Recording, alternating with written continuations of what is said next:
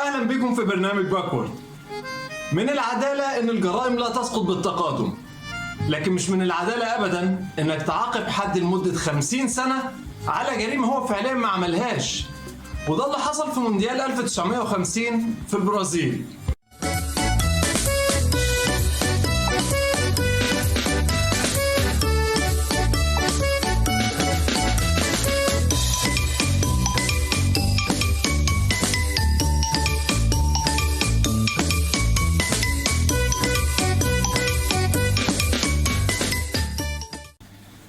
كان من المتفق عليه بعد نهاية كأس العالم 1938 إن ألمانيا تنظم كأس العالم 1942، لكن مع اندلاع الحرب العالمية الثانية ما عادش في مكان لكأس العالم.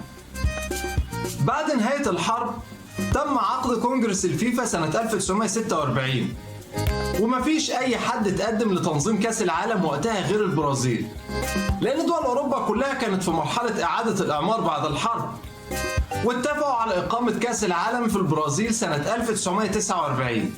لكن البرازيل طلبت تأجل البطولة لسنة 1950 عشان يعني تطور الملاعب القديمة اللي موجودة عندها وتبني ملعب جديد مخصوص لكأس العالم.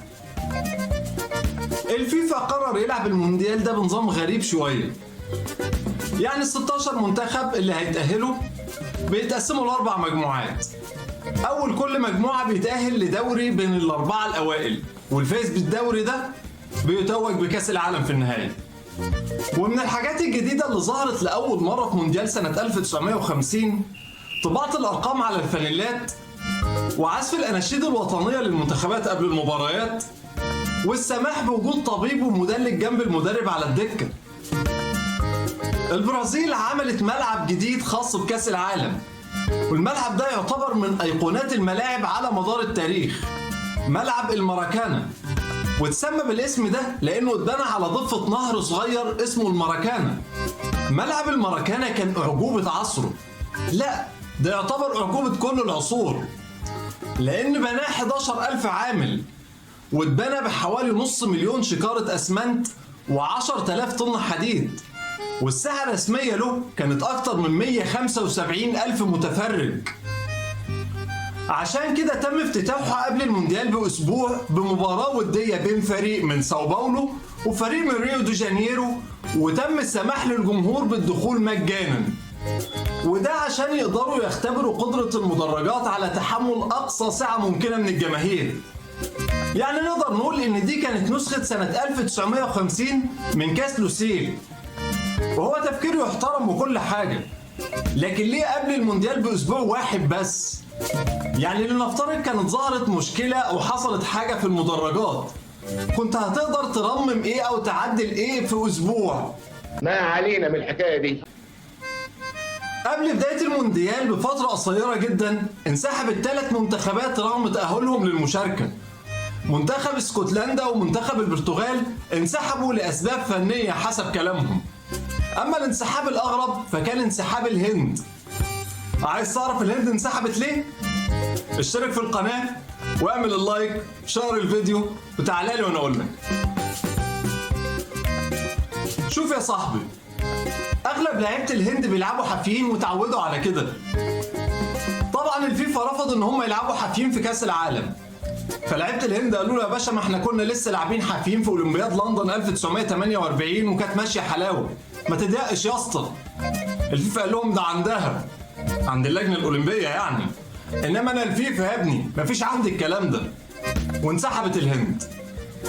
الناحيه الثانيه كان في منتخب رفض الانسحاب واصر على المشاركه رغم الظروف المأساويه اللي مر بيها.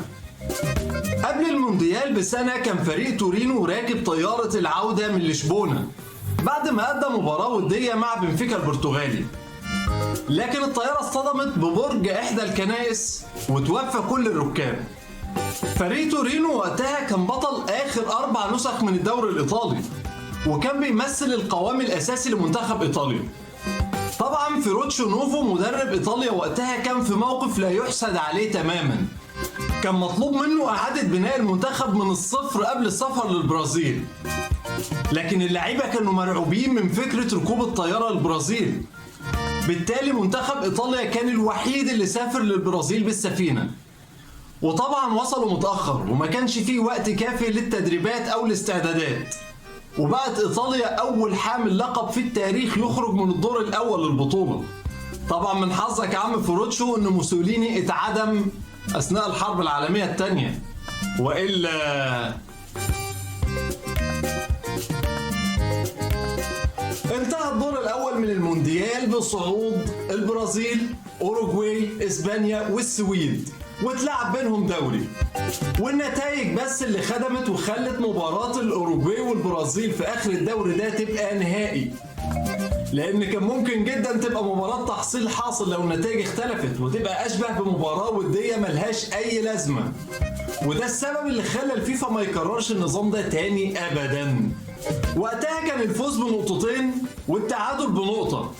البرازيل كانت في الصدارة ب4 نقط من فوزين. الأوروغواي كانت في الوصافة بعدها على طول ب3 نقط من فوز وتعادل. يعني فوز البرازيل أو التعادل يمنحوها اللقب، أما الأوروغواي ما كانش فيه قدامها أي بديل عن الفوز. لكن المباراة كانت على أرض الماراكانا وقدام أكثر من 200 ألف مشجع برازيلي مجنون، يعني احتمالية الفوز مستحيلة، لدرجة إن في واحد من المسؤولين عن منتخب الأوروغواي دخل للعيبة أوضة اللبس وقال لهم يا جماعة ما تضغطوش على نفسكم، حاولوا بس ما تخسروش ب6 أهداف، لو استقبلنا 4 أهداف هنبقى راضيين قوي. لكن كابتن فريق الأوروغواي أوبدوليو باريلا بعد انصراف المسؤول ده جمع اللعيبة وقال لهم فكك يا ابني انت وهو من الكلام ده، اللي هيخرجوا يلعبونا دول مجرد أخشاب، احنا هنبقى راضيين في حالة واحدة بس، لو فزنا وبقينا أبطال العالم. باريلا ما اكتفاش بالكلام، ده عمل حركة جامدة جدا. أوبدوليو باريلا كان حريص جدا ان لعيبه منتخب الاوروغواي يدخلوا للملعب في نفس لحظه دخول لعيبه البرازيل. ليه؟ عشان ما يتعرضوش لاستهجان جماهير البرازيل. تخيل كده 200 ألف مشجع بيزوموا عليك في وقت واحد، حاجه تدمر نفسيه وثقه اي حد. لكن باريلا طلعهم من المطب ده بمنتهى السهوله. وانتهى الشوط الاول من النهائي بالتعادل 0-0. ومع بداية الشوط الثاني بتحرز البرازيل هدف التقدم، وتقدر الأوروغواي إنها تتعادل في الدقيقة 66. وفي الدقيقة 79 يتمكن ألسيدس جيجيا من إحراز الهدف الثاني والتقدم للأوروغواي، ويقدر يخرس أكثر من 200 ألف مشجع في وسط أرضهم. ومع انتهاء المباراة بنفس النتيجة كتير جدا ماتوا بالسكتة القلبية، سواء من الفرحة الشديدة جدا في الأوروغواي أو من الحزن الشديد جدا في البرازيل. وتوابع الهزيمة القاسية التاريخية دي ما وقفتش عند حالات الوفاة. يعني مثلا مع انتهاء المباراة لعيبة البرازيل اللي استخبى واللي هرب بسبب الخوف من غضب الجماهير. أما المدرب فلافيو كوستا فاضطروا إنه يفضل مستخبي في أوضة اللبس لمدة يومين كاملين، لحد ما واحد من قرايبه جاب له لبس واحدة ست وقدر يخرج متنكر. أما حارس مرمى المنتخب البرازيلي مواسير باربوسا بعد ما كان رمز لكل الشباب البرازيلي اتحول لأكتر واحد مكروه في البرازيل كلها.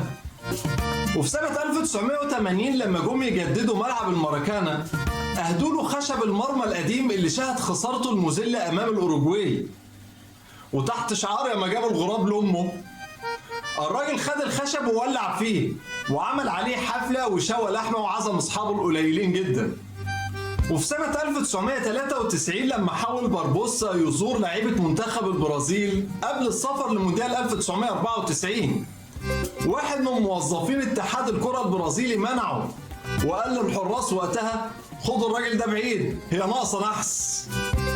الحارس باربوسا اللي فضل منبوذ لحد وفاته سنة 2000 كان ليه تصريح قبل أيام من وفاته بيقول فيه أقصى عقوبة في القانون البرازيلي هي حبس 30 سنة، لكن أنا بقالي 50 سنة بتعاقب على جريمة ما عملتهاش أصلا.